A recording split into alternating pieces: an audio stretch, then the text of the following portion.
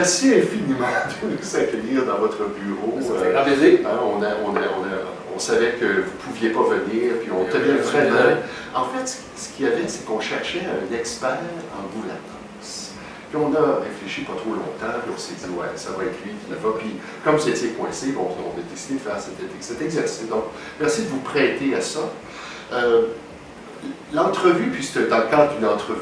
On s'amuse à jouer l'entrevue, la grande entrevue dans le bureau, mais il y a comme deux temps. Le premier temps, on va regarder un peu historiquement, un peu derrière nous.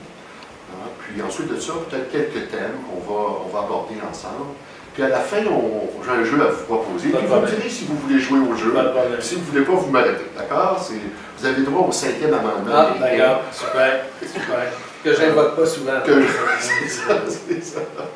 Donc, puis l'idée derrière ça, c'est de voir comment on peut ensemble mieux travailler. Donc, mieux comprendre vos grandes orientations, où est-ce que vous en allez concrètement, précisément. C'est quoi les messages que vous souhaitez lancer à l'ensemble des élus scolaires qui fera en sorte que partout au Québec, bien sûr avec nos réalités locales, on dise OK, mais c'est vers ça qu'on s'en va. D'accord? On cherche à se rapprocher, vous de nous, nous de vous, hein, pour qu'on puisse mieux travailler ensemble. D'accord?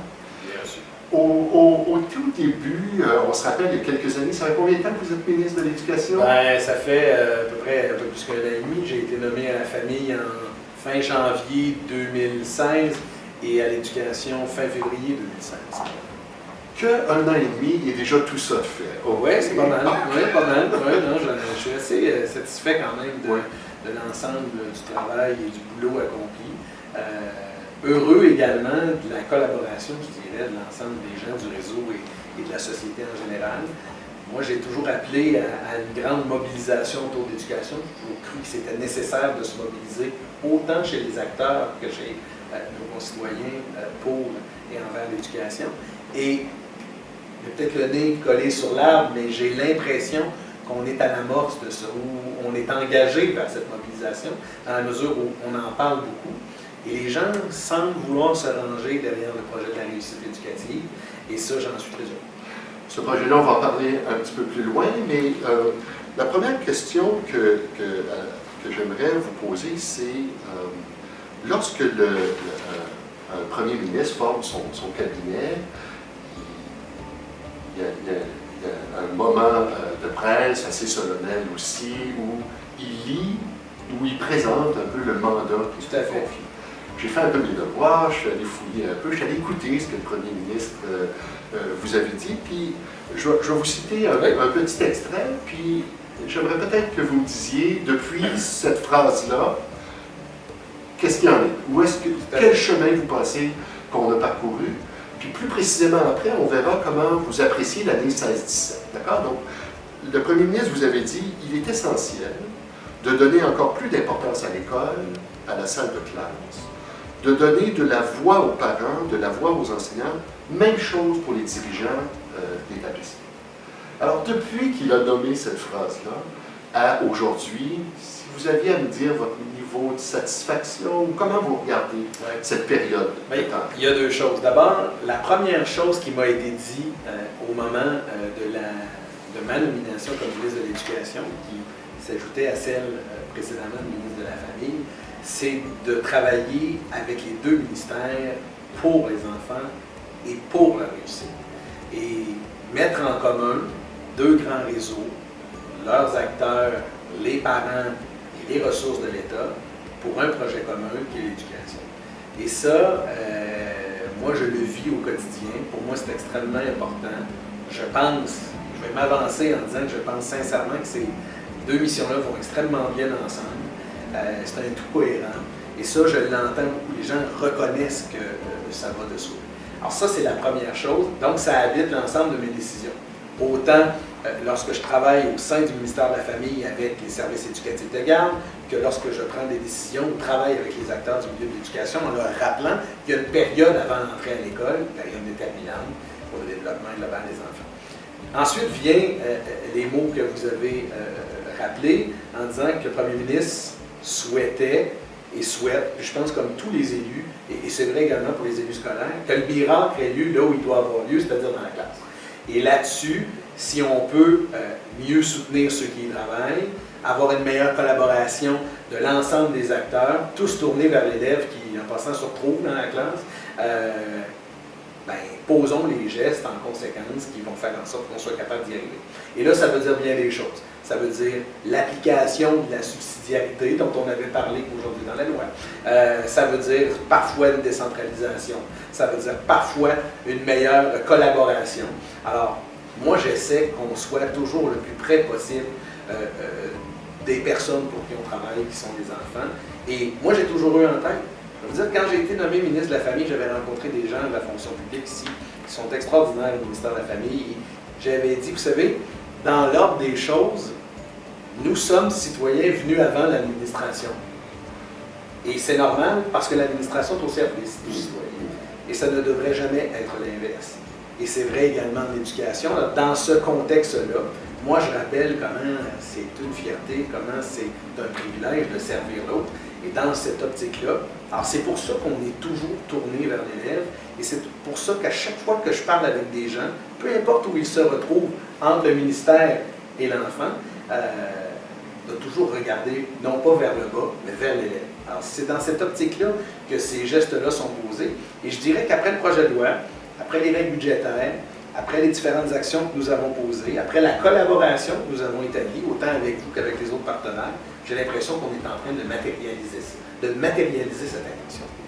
Donc, beaucoup de satisfaction entre la phrase du Premier ministre et maintenant, guidée par de la cohérence, guidée par...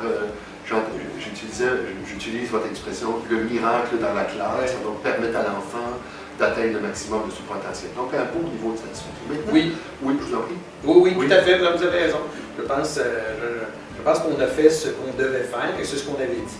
Maintenant, il reste encore beaucoup de travail à faire, de la politique à tous les résultats attendus, mais nous sommes dans la bonne direction et moi j'essaie, et je vais continuer à le faire. Chaque fois que j'ai à prendre une décision, je me questionne toujours avant de la prendre. Est-ce que je suis en cohérence avec les autres actions que nous posons? Est-ce que je suis en train de poser un geste qui continue d'améliorer notre système et de consolider ce qui va bien? Parce que si on ne le dit pas assez, il y a plein de choses qui vont bien. Alors c'est dans cette optique-là que je travaille avec beaucoup de plaisir, sincèrement. Regardons maintenant, si vous le voulez bien, notre dernière année. Oui. Dernière année énorme. Intense. Projet de loi 105. En fait, je l'appelle encore projet de loi 105, oui. mais la politique sur la réussite éducative, le projet de loi 144 que vous avez déposé, pour lequel ça mobilise en ce moment le réseau, les investissements massifs en éducation. Bien sûr, on a décrié les années antérieures, mais maintenant, on reconnaît. Puis, vos collègues qui nous écoutent ont, je pense, l'occasion de constater que d'abord, il est réel, cet investissement important, et que c'est vrai qu'il y a la capacité d'embaucher, de recruter de nouvelles ressources, de consolider des emplois, d'offrir des services différents. Je l'entends partout. Je rencontre des gens. J'ai passé l'été, sauf une semaine au Québec, puis les gens que j'ai rencontrés qui œuvrent dans le milieu de l'éducation me l'ont dit. Alors, c'est le fun de l'entendre, mais c'est surtout très satisfaisant de constater que d'intentions importantes, il y a des résultats. En tout cas, on n'a pas tout atteint, mais il y a des résultats. Nous sommes sur la bonne voie. Nous avons tous adopté nos budgets, nous sommes en train de le faire, puis on voit l'effet. On voit l'effet dans nos budgets. Il y a eu aussi, nous autres, sur le plan personnel, une nouvelle direction à la Fédération des commissions scolaires du Québec. Donc, il y en a eu des sujets de discussion au cours de l'année. Quelle est votre appréciation de la dernière année? Moi, je dirais, alors je le disais tout à l'heure, j'ai qualifié d'intense une année importante, tant du point de vue personnel que je pense pour le réseau d'éducation et pour le Québec. Moi, je suis venu en politique pour changer des choses, pour opérer des transformations importantes, pour offrir aux générations suivantes les moyens de leurs ambitions, parce qu'ils en auront, puis ils seront différents des miennes ou de celles de mes parents. Moi, je suis heureux de plusieurs choses, mais surtout heureux, comme je le disais tout à l'heure, de voir qu'il y a une mobilisation et une préoccupation autour de l'éducation. Vous savez, beaucoup de gens vont me dire hey, on en parle souvent, les revues de presse sont pleines, on lit ça dans les journaux, à la télé, à la radio, vous devez être tanné. Non. Moi, ça ne me dérange pas qu'on en parle tout le temps. Au contraire, qu'on en parle, qu'on dénonce, qu'on propose. Si on tourne en rond, ça ne serait pas grand-chose. Mais s'il y a des situations qu'il faut corriger, apportons les corrections. S'il y a des suggestions qui sont bonnes, mettons en marche ces solutions. Alors, moi, je suis dans cet agenda de transformation et de changement, tout en gardant à l'esprit que nous avons le privilège immense et la responsabilité de consolider ce qu'on s'est donné comme outil de développement social extraordinaire, qui est un système d'éducation publique accessible. Et dans ce contexte-là, je suis très heureux de ce qu'on a fait, mais impatient de faire encore des changements. C'est dans ma nature. Et des fois, je voudrais que les choses aillent plus vite encore. C'est aussi dans ma nature. Mais je veux dire, moi, j'aime prendre des décisions. J'aime écouter, par exemple. J'aime entendre. J'aime comprendre. Et j'accorde énormément d'importance à la cohérence, mais aussi à la démarche. Atteindre un objectif, c'est une chose. S'y rendre, c'en est une autre. Et moi, j'accorde beaucoup d'importance. Et c'est la raison pour laquelle investissement en infrastructure, décentralisation, projet de loi sur la gouvernance, réussite éducative, plan de match sur plusieurs années, projet de loi scolaire sur la fréquentation scolaire 144 est très important pour la réussite également. Soutien de nos élèves avec des besoins particuliers ou doués. Moi, je veux poser ces gestes dans l'ordre de marche qui va nous permettre d'atteindre l'objectif. Si vous aviez à nommer cependant une insatisfaction par rapport à l'année 16-17, est-ce qu'il y en a, au-delà de votre impatience que vous nommez comme, parce que vous êtes un gars d'action, vous avez que les choses avancent, les choses bougent, puis quand ça avance tranquillement, des fois c'est correct aussi, parce que ça permet aux gens de s'installer avant que ça bouge. Mais, moi, c'est une insatisfaction. Non, je vous dirais, il y a sincèrement beaucoup de satisfaction. Et je suis aussi conscient qu'on ne peut pas tout faire, tout changer, convaincre de tout. Il y a du réalisme dans mon action et dans l'être, dans la personne que je suis. Par contre, il y a une chose qui va toujours me fatiguer et m'interpeller jusqu'à la dernière journée où j'aurai l'occasion d'exprimer ce sujet, c'est l'importance de l'alphabétisation et de lutter contre l'analphabétisme dans notre société. C'est la raison pour laquelle j'accorde énormément d'importance à l'acquisition des compétences en littératie et en numératie. Pour moi, c'est essentiel. Une société comme la nôtre a une responsabilité à l'égard de ses concitoyens. On ne peut pas se permettre d'avoir des taux d'analphabétisme aussi élevés. Et là, je ne suis pas dans les statistiques pures qu'on peut se questionner sur toutes sortes de choses. On le sait, on l'entend, on le constate. Il y a des gens qui n'ont pas eu accès à l'éducation, il y en a de moins en moins et eux ont des difficultés. Il y a des gens qui vont avoir passé au travers de tout un parcours éducatif qui ont des difficultés, ça me préoccupe. Et dans l'ensemble de notre société, si on veut continuer de prospérer et à se développer, si on veut être les conquérants qu'on a toujours été pour faire face au monde et leur dire qu'on est parmi les plus forts, il faudra avoir une population instruite pour être capable de développer cette économie-là. Alors, pour moi, là, il y a là un grand cri du cœur de dire qu'il faut y travailler davantage et il faut se mobiliser autour de ça. Et si des gens pensent que l'école, parce qu'ils n'ont plus d'enfants, ce n'est pas de leur responsabilité, alors que c'est le cas, on a une responsabilité collective à l'égard de l'alphabétisation parce que c'est des gens qui, malheureusement, ne s'impliquent pas suffisamment dans la société, peut-être ne peuvent pas subvenir correctement aux besoins, à leurs besoins, à ceux de leurs proches, des gens qui ne peuvent pas prospérer à la hauteur de leurs capacités. Et imaginez si tout le monde avait la capacité de le faire, comment on pourrait décupler. On est là à chercher de la main-d'œuvre, à chercher de nouvelles ressources naturelles. On a autour de nous des gens dont on pourrait exploiter encore plus le potentiel à leur avantage à eux d'abord, pour eux, et ensuite pour l'ensemble de la communauté, leur localité, la communauté, le Québec. On disait qu'une personne instruite, c'est une personne libre, autonome. Il y a une notion de bonheur. Je le disais lorsqu'on a fait le lancement de la politique sur la réussite. Moi, je le dis à mes enfants, et c'est pas une blague, c'est vrai. Souvent le matin, je leur rappelle, puis ils sont allés de m'entendre. Je leur dis, allez-y à l'école. L'école, quand ça ne leur tente pas, des fois, je donne une petite tape amicale sur le sac à dos, puis je leur dis, vas-y, Nicolas, Marie-Rose, l'école, c'est par là, c'est la liberté. Oui.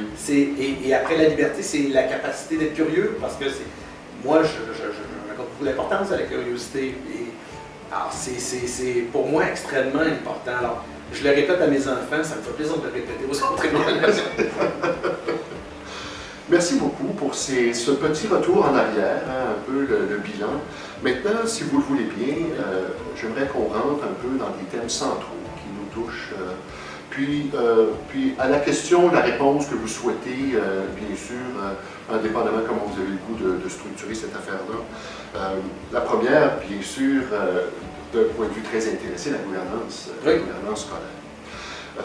Vous avez fait le choix, votre gouvernement, et je pense que l'ensemble des élus scolaires l'apprécient énormément, de maintenir l'idée que l'école appartient aux citoyens et que c'est un lieu de mobilisation citoyenne, et c'est un lieu d'implication citoyenne. C'est un choix social qui, au lieu de démobiliser la population, invite à la mobilisation populaire. Donc, à quelque part, on est extrêmement content de ça. Je suis certain que mes collègues présidents ont le goût de vous entendre sur l'actualisation de la gouvernance. C'est-à-dire qu'on ne va probablement pas fonctionner comme avant. Le projet de loi 105 est venu mettre un cadre, comité de répartition des ressources. En fait, bon, vous voyez un peu, vous êtes le maître d'œuvre de ça. Si vous aviez à cibler dans votre compréhension de ce qui nous attend, les principaux changements qui seront nécessaires pour avoir une gouvernance actualisée. Qu'est-ce qui devrait attirer notre attention, nous, les élus scolaires, pour faire en sorte qu'on prenne le train qui est à la gare en ce moment? Oui. Mais d'abord, la mise en œuvre du projet de loi 105, aujourd'hui intégré à la loi sur l'instruction publique, est extrêmement importante. Il ne faut pas être réfractaire au changement. D'abord, la loi est adoptée. Bien désolé. Il va falloir travailler comme ça. Je le dis ainsi, puis c'est pas j'ai l'habitude de la franchise, c'est le choix que nous avons fait. Alors, il faut y aller. Je ne dis pas qu'il n'y a pas des choses qui, en cours de route, nécessiteront des ajustements, mais je sais que dans l'ensemble, ce sont les bons choix, j'en suis convaincu, il faut le faire. Donc, ça, c'est la première chose. La deuxième, c'est qu'il faut travailler ensemble. Je le dis souvent, mais je vais le répéter parce que je pense que ça image bien la situation. Paul Gérard-Lajoie, lorsqu'il est venu en commission parlementaire sur le projet de loi 86, qui était les premières armes en éducation. C'est la veille, puis le lendemain, j'y étais. Alors, exercice intéressant. M. Gérard-Lajoie m'a dit, M. Proulx, l'éducation, c'est pas compliqué, c'est un paquet de groupes et d'opinions, parfois contraires, qu'il faut maintenir en équilibre. Je paraphrase pour dire que dans les faits, on peut travailler ensemble, mais c'est naturel et humain de se retrouver parfois avec des intérêts opposés, même si on est dans le même réseau puis on a la même finalité. Alors, dans le contexte actuel, il faut se regrouper, il faut continuer à travailler ensemble, il faut se mobiliser dans un ordre de marche qui nous permet non pas de se voir comme dans une structure de hiérarchie, mais dans je dirais, un mode d'opération qui fait en sorte que les gestes se posent l'un après les autres et on intervient à différents moments dans l'exercice, mais ce n'est pas moins pertinent au début ou à la fin de la chaîne. Tout le monde est important parce que c'est ensemble qu'on va donner un réel service aux enfants. Alors, dans ce contexte-là, c'est la deuxième chose. Après, la reconnaissance des changements, il y aura. Il faut travailler ensemble, parfois mettre certains intérêts, je dirais partisans, et c'est vrai pour les politiciens aussi en passant, de côté pour servir correctement avec d'autres. Et troisièmement, et là je vais sortir un peu de la loi et du cadre mécanique des choses pour parler de la démocratie scolaire un peu, parce que vous êtes directement interpellé, puis on a la chance de faire avec le bon groupe et une bonne audience. Il y a une réflexion à faire aussi au sujet-là. Comment on fait pour valoriser le rôle de l'élu? Comment on fait pour valoriser l'ensemble des rôles en éducation? C'est vrai pour les enseignants, c'est vrai pour vous également. C'est un privilège d'œuvrer au service des autres. Un. Deuxièmement, c'est un privilège immense de travailler avec la prochaine génération ou les prochaines générations de notre société. Trois, les gestes que nous posons aujourd'hui auront des conséquences à l'avenir. Vous savez, les gouvernements, là, parfois posons des gestes pour aujourd'hui, mais souvent posons des gestes qui, dans l'espace public, n'apparaissent pas ici, mais qui vont influencer la société dans l'avenir. 10 ans plus tard, l'impact se Et fait sentir. si c'est vrai pour moi, le Conseil des ministres, le gouvernement, l'Assemblée nationale, mais c'est aussi vrai dans la classe, c'est vrai pour vous également. Et dans ce contexte-là, il y a une réflexion à faire aussi sur le rôle de l'élu scolaire. C'est le choix que nous avons fait, vous l'avez dit tout à l'heure. C'est un lieu de démocratie qui est présent, c'est un lieu de démocratie qui peut redevenir encore plus important.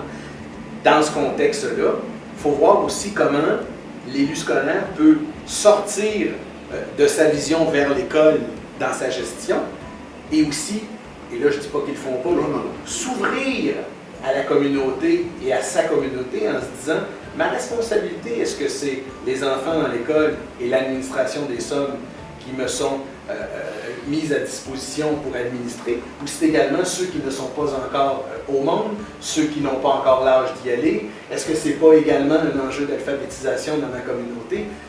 Si on veut travailler à soutenir l'éducation dans l'ensemble de la société, il faut travailler pour l'ensemble de la communauté éducative. Et ce n'est pas que les enfants qui fréquentent l'école de 6 à 16 ans. Et en formation professionnelle et aux adultes. Pour moi, il faut ouvrir le cadre. Et là, je pense que là, il y a des espaces de valorisation, il y a des espaces d'engagement, il y a une prise en charge qui peut être faite. Et je ne pense pas que les gens ont vu toute la capacité que nous aurons si nous allons sur ces terrains-là pour changer le monde. C'est comme si vous disiez qu'il y a un terrain inexploité, c'est-à-dire que les commissaires scolaires et les présidents ont fait œuvre de politique scolaire, puis ont fait du mieux qu'on peut, mais en même temps, il semble y avoir, selon ce que vous me dites, un terrain à exploiter, à défricher, à mobiliser. Bien, moi, je suis député d'une circonscription. J'ai des responsabilités à l'égard d'un territoire et de l'ensemble du Québec également. Je souris parce que vous connaissez la circonscription assez bien. Alors, mais j'ai des responsabilités à l'égard des gens qui demeurent, du secteur, et j'y retrouve un paquet de dossiers avec lesquels j'ai, oui, une obligation de travailler, mais pour lesquels aussi je veux travailler. Je vais faire des choses que les autres ne faisaient pas, il y a des choses que je ne ferais pas, peut-être que les autres faisaient, mais une chose qui est claire, c'est que dans chacune des communautés, des localités, des villages, des municipalités et dans la société, on n'entend pas beaucoup parler de comment est-ce qu'on va faire pour amener plus de gens à la diplomation avant qu'ils arrivent à l'école. Alors, comment on travaille en amont?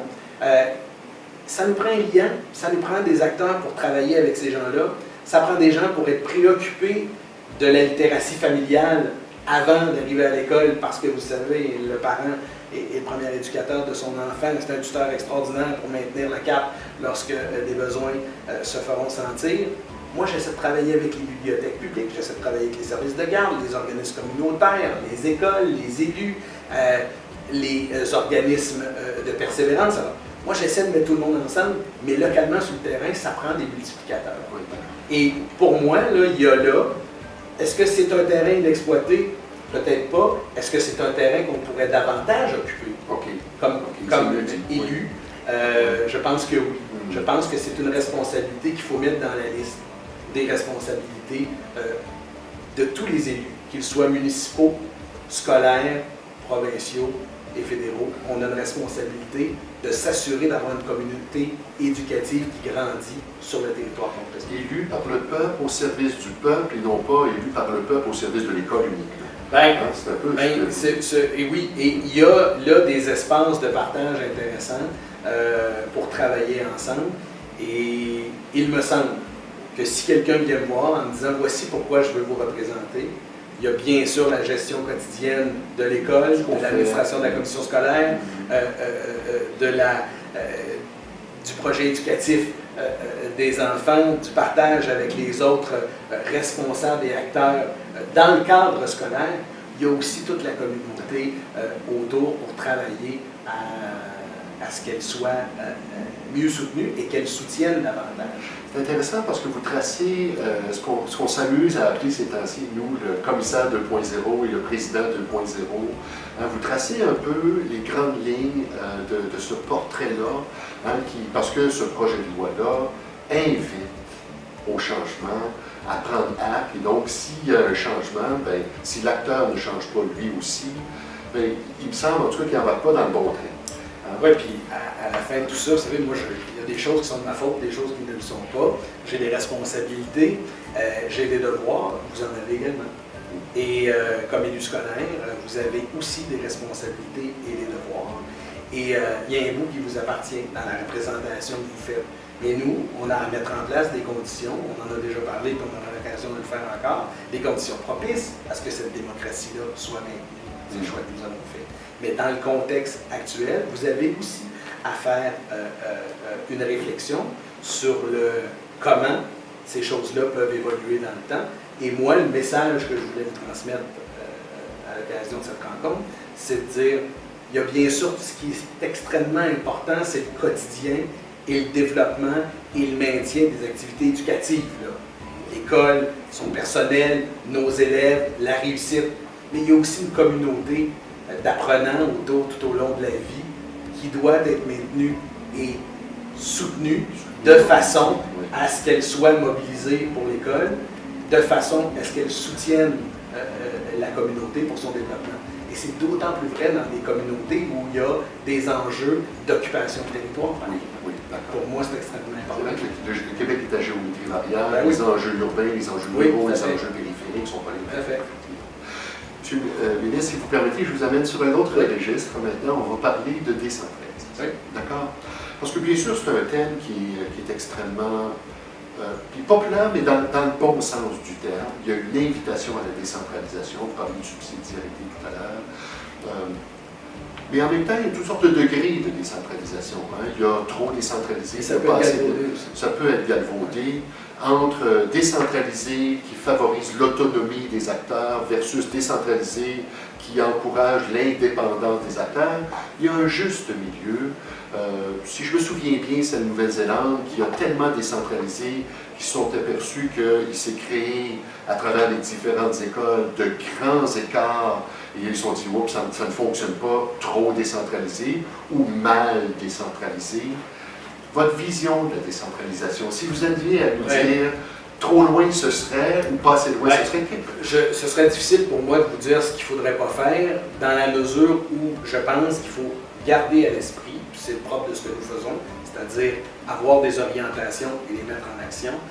Dans le fond, cette décentralisation-là, doit être au service de quoi? C'est-à-dire de la capacité des milieux de faire des choses différemment d'un autre pour permettre à des enfants et à des élèves, quels qu'ils soient jeunes ou adultes, de réussir. C'est ça l'objectif. C'est d'être capable localement d'avoir une couleur différente et là qui respecte bien sûr les intentions, les valeurs et le projet du milieu, mais également l'ensemble des réalités socio-économiques et ou géographiques des lieux. Ça, pour moi, c'est important. Alors, je suis bien conscient que, comme dans toute décision, il peut y avoir un point de rupture. C'est vrai pour l'impôt sur le revenu, c'est vrai pour la fiscalité, c'est vrai également pour la décentralisation ou à l'inverse, la centralisation. Mais vous avez raison de dire que c'est vrai que nous sommes dans une ère de décentralisation parce qu'avec le temps, la bureaucratie a fait en sorte de beaucoup centraliser les choses. Bon, parce que c'est plus simple. Hein? Si j'avais une fois à prendre une décision qu'elle s'applique dans 1000 écoles d'un coup, ou 2000 écoles d'un seul coup, ce serait plus simple. J'ai beaucoup moins de travail si je peux juste faire ça le lundi, et le mardi faire autre chose. Il est difficile à trouver cette Mais voilà. Et c'est impossible. Alors, comme il faut respecter les milieux, les gens, les élèves, les réalités, bien, il faut être capable de donner la capacité à chacun d'agir différemment en fonction de choix et de valeurs. Et là-dessus, je pense, vous me le direz à la suite de votre rencontre, mais je suis convaincu, et c'est ce que j'entends, que la façon dont nous avons amené les dernières règles budgétaires, ben, fait en sorte qu'on a cet esprit-là en tête. Des cadres, des orientations, parfois très strictes, parfois dédiées jusqu'à beaucoup d'implications, parfois faire confiance également. Et là-dessus, moi, je suis assez fier. Vous me demandiez tout à l'heure si l'année passée avait été satisfaisante. Quand même, des règles budgétaires beaucoup plus avant et beaucoup plus simples. À la limite, en mesure d'être lue et comprise par monsieur et madame tout le monde, pour moi, c'est extrêmement important. Parce que si l'éducation, c'est l'affaire de tous, il faudrait être capable de...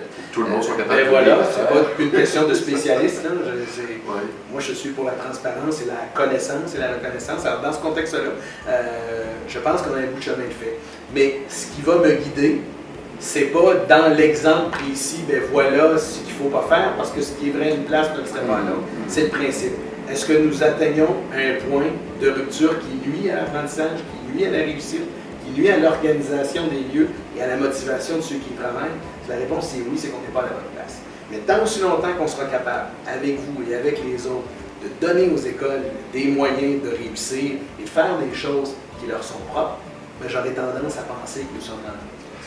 Donc, une décentralisation, mais au service d'une cohérence organisationnelle. C'est-à-dire pas une décentralisation qui fait en sorte, qui entraîne à l'indépendance, mais une décentralisation qui mobilise les acteurs à être responsables, autonomes, mais dans un plan plus large que la simple école. Ouais, je pense que vous avez dit deux choses importantes. Indépendance et autonomie, c'est pas la même chose. En politique, ça ne veut pas dire la même affaire. J'ai appris ça avec le temps. Mais il y a une réalité, c'est vrai également dans les organisations. Ouais. Et là-dessus, je vais toujours penser que la meilleure décision sera toujours celle qui sera prise le plus près, bien sûr, de l'élève ou de la personne que nous servons. Ceci étant dit, je sais aussi que l'égalité, ça ne veut pas dire une bille chacun, et tous de la même grosseur et de la même couleur. Voilà. Ce n'est pas l'uniformité. La vraie égalité réside dans le fait que parfois, il faut soutenir différemment des gens qui ont plus de besoins. Parce qu'on veut qu'ils arrivent à un résultat similaire. Et ça, ce sont, oui, des valeurs, mais en même temps, ce sont des principes avec lesquels il faut travailler. Et c'est la raison pour laquelle, quand j'ai fait le projet de loi 105 après 86, c'était justement parce que je voulais nous amener ailleurs et respecter davantage ces principes-là et nous sortir des structures pour dire on peut travailler sur ce qui est le plus important, la réussite. Quand j'ai préparé le projet de loi 144, je me suis dit là, je parle de réussite, j'exprime que la fréquentation scolaire c'est important, que l'école peut être un ascenseur social extraordinaire dans la mesure où on peut y arriver en presque égalité, c'est-à-dire avoir été soutenu dans son développement avant, mais là, on a des gens qui n'y ont pas accès. Comment est-ce qu'on fait pour avoir accès à l'école? Pas comment est-ce qu'on fait pour que ça devienne une réussite pour tous. Et c'est la raison pour laquelle ces gestes-là sont posés dans le temps, les uns après les autres. Mais je constate aisément, et je suis très à l'aise avec le fait de répéter continuellement qu'il y a des gens qu'il faut aider davantage. Ouais. Et c'est ça la vraie égalité des chances. C'est d'être capable de leur offrir davantage. J'aime bien voir la décentralisation comme également une mise en responsabilisation des acteurs proches de l'enfant. Et on essaie aussi de développer le sentiment de co-responsabilité. C'est-à-dire qu'un directeur d'école est à la fois responsable de son école, mais il doit avoir le souci des écoles, de ses collègues dans la commission scolaire. C'est-à-dire de comprendre que parfois, j'ai peut-être besoin de moins de services que mon collègue en a besoin de plus. On essaie, dans une organisation comme les commissions scolaires, de développer ce sentiment de co-responsabilité. Mais ça appelle aussi à un leadership qui est important, et un leadership qui est positif. Moi, j'ai appris dans les organisations où j'ai travaillé, où j'ai eu des responsabilités jusqu'à aujourd'hui, que si tu amènes un leadership positif, ben, ça amène de la crédibilité pour celui ou celle ou ceux qui dirigent, et ça fait en sorte que les gens vont te suivre ou vous suivre. Et si à l'inverse, le leadership n'est pas positif parce qu'il est défensif, parce que c'est comment je vais faire pour m'en donner le moins possible, comment je vais faire pour les surveiller le plus possible, comment je vais faire pour toujours être le premier au fil d'arrivée comme étant celui qui lui a permis de respirer, ben, ça ne fonctionnera pas. Les gens ne suivront pas, les gens n'adhéreront pas, les gens n'écouteront pas. Et moi, c'est dans cette optique-là que je dis, faisons-nous confiance. On n'a pas tous les mêmes tâches à accomplir, mais on a tous la même responsabilité.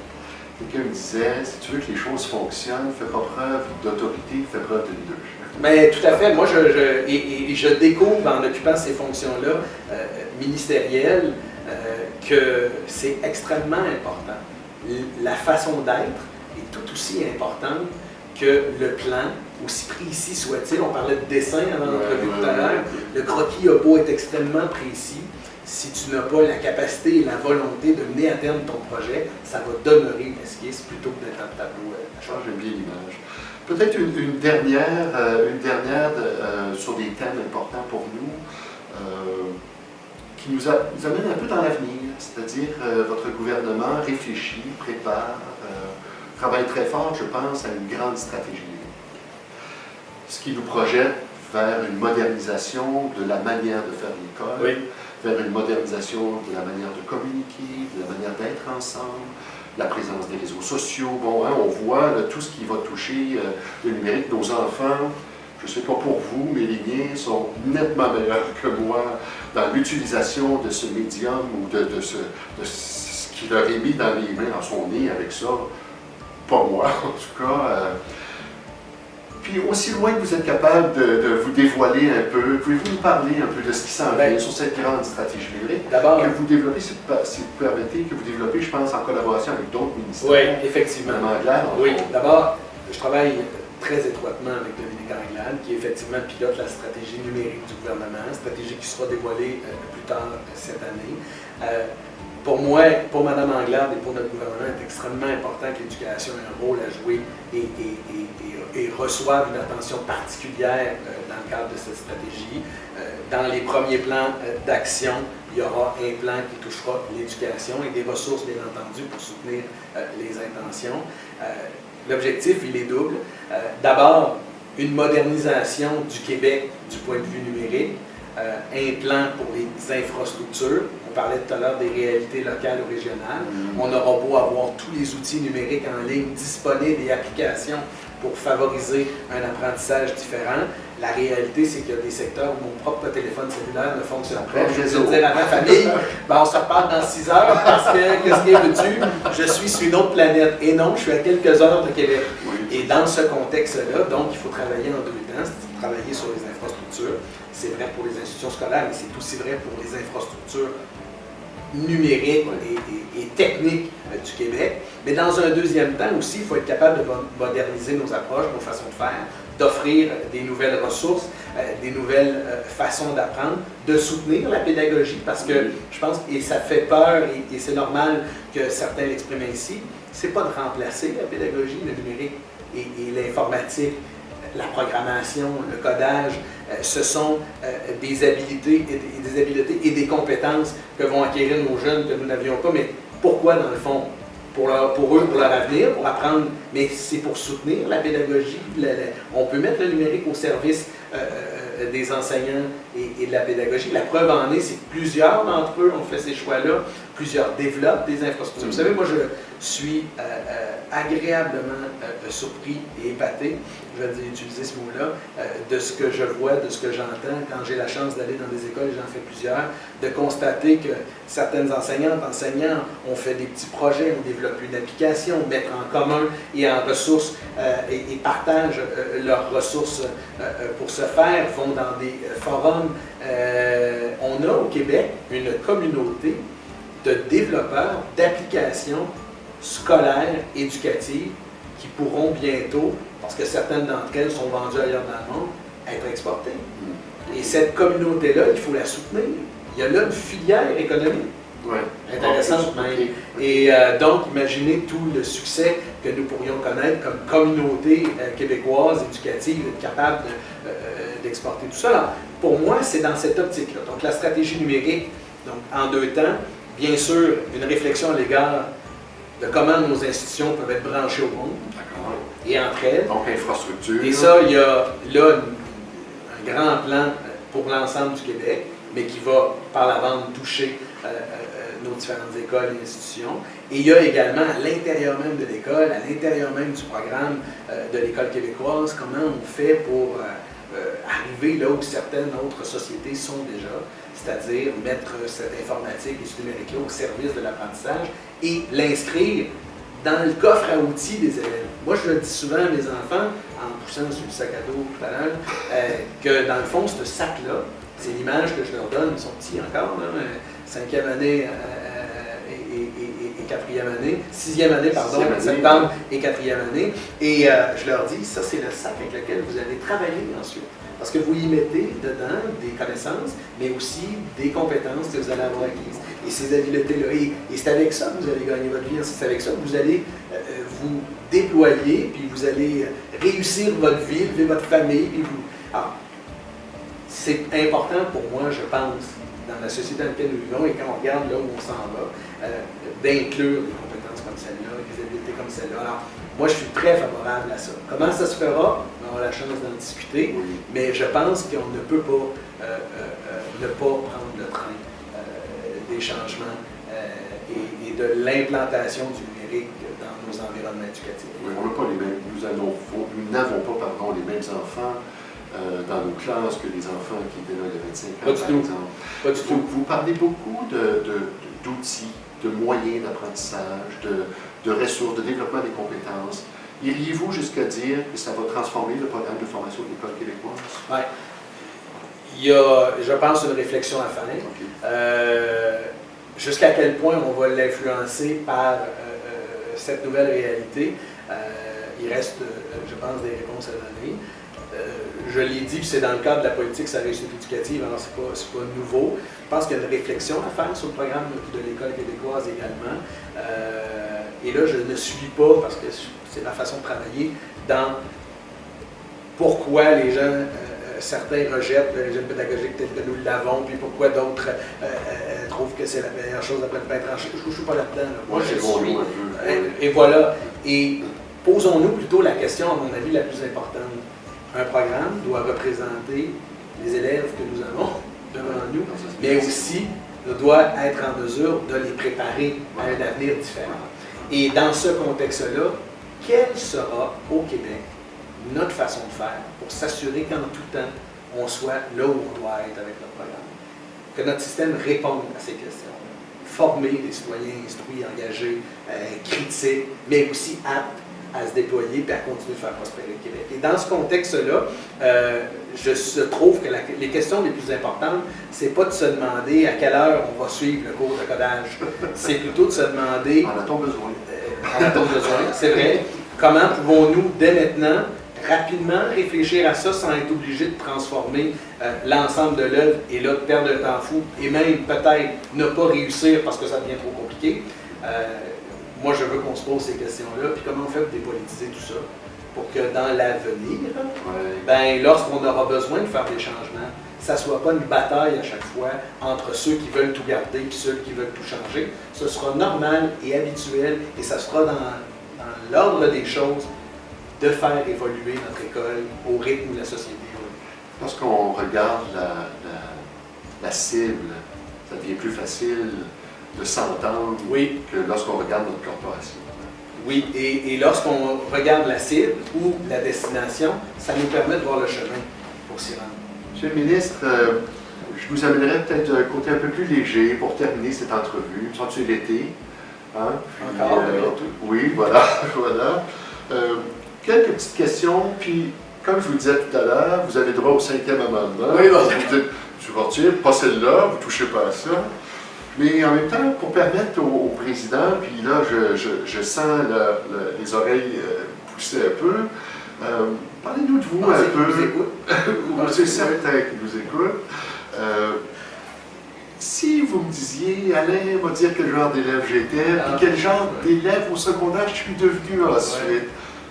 Question courte, réponse courte. Écoutez, je ne pense pas que ça va surprendre grand monde de savoir. Moi, j'étais très curieux. Je faisais toutes mes affaires, je ne laissais pas les travaux en plan, puis je finissais assez rapidement, donc j'avais bien du temps pour me distraire et distraire les autres. Alors, j'étais, certains ont dit turbulent, très vivant, je dirais ainsi. Mais non, j'ai écouté, j'aime beaucoup amuser. Vous parlez du primaire, vous parlez du secondaire, des deux. Comment ça évolue? Comment ça évolue au secondaire au primaire? On n'avait pas le même rayon d'action. Les coups les plus pendables, c'est au secondaire qu'on pouvait faire. Au primaire, on ne réalisait même pas toutes les possibilités de mauvais coups. Mais toujours à ses affaires. Ah, tout le temps, toujours. Non, sincèrement, oui. Mais j'avais un bon dossier académique, mais également un bon dossier disciplinaire. Il vous connaissait. Ah, mon Dieu, oui. Mais bon, non, j'étais pas... écoutez, quand je rencontre des profs, souvent que moi j'ai eu, des gens extraordinaires, ils me disent tout le temps, non, mais si je pensais un jour que c'est toi qui finirais là. Ça les fait sourire. Pourquoi? Ben parce que, tu sais, moi j'étais. Écoutez, moi j'ai souvent remis en question les affaires. Vous étiez en vie. Oui. Puis j'ai des enfants comme ça, tu sais. Des fois, ils ne comprennent pas pourquoi il y a des règlements. Je leur dis, il n'est peut-être pas bon, c'est peut-être pas celui que tu préfères. À la limite, tu le trouves peut-être dodo, mais il faut le suivre, c'est le règlement. Ah, bon.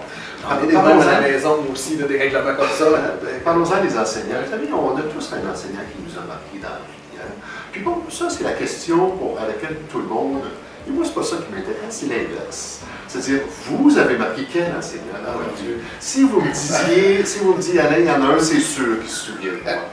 Puis pourquoi il se souvient de vous? Ben écoutez, il y en a eu j'en ai eu à tous les niveaux, mais je dirais, et je pense que je vais pouvoir l'inscrire ainsi, lorsque j'étais l'an dernier dans le cadre d'activités de la persévérance scolaire, ils me demandaient qui étaient les enseignants qui nous avaient marqués. J'avais parlé d'un enseignant aujourd'hui retraité du secondaire, M. Marcel Cyr, de professeur de biologie.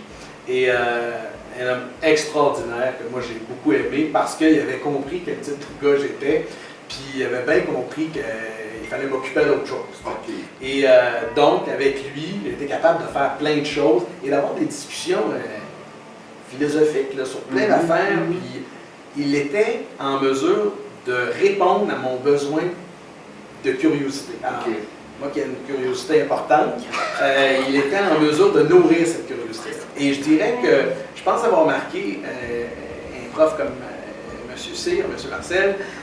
Pourquoi? Parce que il trouvait, je pense, une certaine satisfaction d'être capable de sortir du programme, sortir du cadre, d'être un modèle, un éducateur, d'être là au bon moment dans ma vie pour me dire écoute, là, tu sais, c'est le fun, tu as plein de folies dans la tête, là, mais tu sais, il y a une chose pour il y a une chose chaque temps, il faut être patient. Tu sais, ça va-tu vraiment, tu sais, ça sert à quoi de faire ça? Okay. Ah, tu sais, à la suite d'un mauvais coup, il est capable de vous c'est un bon guide, oui, je dirais. Puis il pouvait me dire des affaires qu'à la maison, on ne me disait pas parce que, vous savez, ça c'est un grand défi comme parent. Il se passe des affaires avec nos enfants à l'école, moi c'est pas tout le temps. Des fois c'était le même, mais je veux dire, il y a des réalités, il y a des moments, il y a des angoisses, il y a des stress d'enfants, de jeunes adolescents, et il peut y avoir des conflits. Il intervenait beaucoup et il y en a eu comme ça. Au primaire aussi, je pense à un professeur de deuxième année à l'école Curie-Chamberlain à Trois-Rivières, Mme Pierrette, qui m'avait reçu. Moi j'arrivais d'une école de la région de l'Assomption où on écrivait en lettres attachées, puis en Mauricie, à Trois-Rivières, cette école-là écrivait en lettres cursives et eux en lettres. Ils étaient rendus en lettres détachées, pardon. Okay. Et à Trois-Rivières, ils écrivaient déjà en lettres attachées. Alors, moi, je suis arrivé au mois de janvier, là, les dictées, c'était plus lent, là, parce que moi, j'essayais de faire ça, les autres avaient fini. Alors, mais vous voyez, je voulais apprendre, puis que ça allait vite, puis c'était, je pense, attaché à moi, réciproquement. Alors, après, même, je l'ai recroisé, tout ça, c'était une figure importante. Elle m'a tout le temps dit que c'était différent, ça a amené une espèce de joie de vivre peut-être différente dans la classe. En tout cas, il y avait un petit bout en train qui n'était pas là en septembre, qui est arrivé en janvier. Autre question courte, réponse courte, je vous taquine ici, mais vous êtes avocat, monsieur Legault, hein? Mais en même temps, quand est-ce qu'on sait qu'on est avocat? C'est-à-dire, si je formulais ma question de manière humoristique, premier symptôme. on les a perçus comment? Ils se sont manifestés comment? C'est une bonne question. Mais moi, c'est très jeune que j'ai décidé de faire ce métier. Et en toute franchise, je ne l'ai pas fait pour faire du droit toute ma vie. Okay. Assez tôt, j'ai choisi un jour de tenter ma chance en politique puis de faire du service public, d'être au service des autres pour changer des choses. J'avais dans l'entourage de la famille, les amis de mes parents, un politicien fédéral qui œuvrait déjà sur la scène politique. Et donc, ça me permettait là, de temps en temps d'en entendre parler. Et moi, c'est très jeune, j'ai développé le goût pour l'histoire, puis à force de parler à Trois-Rivières de ce qui s'était passé, puis d'apprendre toutes sortes de choses. Donc, c'est venu de bonhomme à l'an, moi, c'est venu très intéressant. Deuxièmement, les gens qui, comme moi, font ça, vous diront souvent que très jeunes, ils ont commencé à vouloir faire des représentations dans les groupes où ils étaient. Alors, tu sais, moi, j'ai représenté mon école d'affaires, puis au primaire, j'étais devenu président de de la classe, président de l'école. Puis, bon, alors j'étais impliqué dans plein de choses. Et c'est venu comme ça. Je m'excuse de vous interrompre. Ce sont les symptômes du politicien, pas de l'avocat. Oui, mais moi, j'accorde... L'avocat, c'est plus une étude de lettres. Oui, bien d'abord, je pense que c'est une formation extraordinaire. Oui. Et je le penser, je l'affirme, c'est une formation extraordinaire, c'est du droit. Pourquoi? Parce qu'elle te permet de bien saisir toutes sortes de choses dans la société qui arrivent et qui dépendent d'un contexte. Une démocratie, c'est aussi un cadre. Hein, il y a une règle de droit dans une démocratie, puis ça vient avec, c'est la contrepartie. Et parce que cette liberté-là, elle est encadrée. Et dans le contexte de la jeunesse, ben moi, j'ai souvent été là pour pour dire ben, les injustices, ça marche pas, puis il faudrait que ça change. Puis, alors, j'étais très préoccupé de ça. Je me suis toujours intéressé à ces questions sociales-là très importantes. Et si j'avais fait autre chose, je pense que je serais allé en histoire. Oui, parce que j'accorde beaucoup d'importance à l'histoire. Un cadre historique. Oui, un cadre historique. Et, encore une fois, un cadre qui est un mode d'emploi pour avoir une compréhension de ce qui se passe aujourd'hui. Pour moi, il y a ça. Une dernière, à l'exception de votre premier ministre, à l'exception de votre épouse peut-être, la personne qui est un phare pour vous, qui vous dit, tiens, c'est une personne inspirante, c'est une personne qui me guide, ou à un moment j'ai un tourment, puis je me revire vers cette personne-là, que vous connaissez peut-être pas personnellement, mais votre personnage. Je dirais, il y a des personnages historiques qui pour moi, sont extrêmement importants, là, qui ont, je pense à Winston Churchill, des gens qui, pour moi, ont joué des rôles, c'est l'homme d'un siècle, c'est pas banal. C'est quelqu'un qui a été en mesure de dire les vraies choses aux gens. Lorsqu'il a dit « Je n'ai qu'à vous proposer du sang, de la haine et des pleurs », pas de la haine, mais des pleurs, du sang et des malheurs. Je paraphrase en disant qu'il disait aux Anglais que c'était pour être compliqué, difficile et qu'il n'y aura rien de beau et de facile dans les prochaines années. Ben, c'est tout à son honneur d'avoir été capable de dire les choses telles qu'elles étaient, d'avoir été en mesure de soutenir son peuple. Alors, il y a pour moi une dimension extrêmement grande d'avoir œuvré au service de... Il aimait profondément sa nation, il l'a défendu en plus de soutenir. Et alors pour moi, il y a ça. Il y a bien sûr des gens... Oui, alors, personnage historique qui pour moi est important. Il y a des gens qui sont pas connus, qui sont des gens que moi j'aime beaucoup, pour qui j'ai de l'admiration. Un homme qui est décédé pas très longtemps, que les gens vont connaître pour ça, c'est Max Gallo, qui est un auteur qui a fait de la politique également, mais qui a été un auteur historien extraordinaire, qui a voulu démocratiser l'histoire pour la rendre accessible, pour que les gens comprennent qui était Jeanne d'Arc, qui était vulgarisateur, mais un grand démocrate de l'histoire. Et pour moi, ça, c'est extrêmement important, puis ça s'inscrit dans la démarche de lecture et d'écriture. Pour moi, c'est la plus grande liberté, c'est notre capacité d'être capable d'ouvrir un livre, tout autre support, et d'apprendre, et de comprendre, et de s'évader, et de pouvoir faire ses propres choix, et surtout excusez l'anglicisme, mais de challenger et de remettre en question les décisions des autres. Monsieur le ministre, merci gigantesque pour le temps que vous nous offrez. Au mois d'octobre, on a un deuxième rassemblement de présidents. Je vous invite. D'accord? On vous donnera les dates comme il faut. Avec plaisir. Oui, d'accord. Merci gigantesque. Merci à vous. Merci du temps. Merci beaucoup.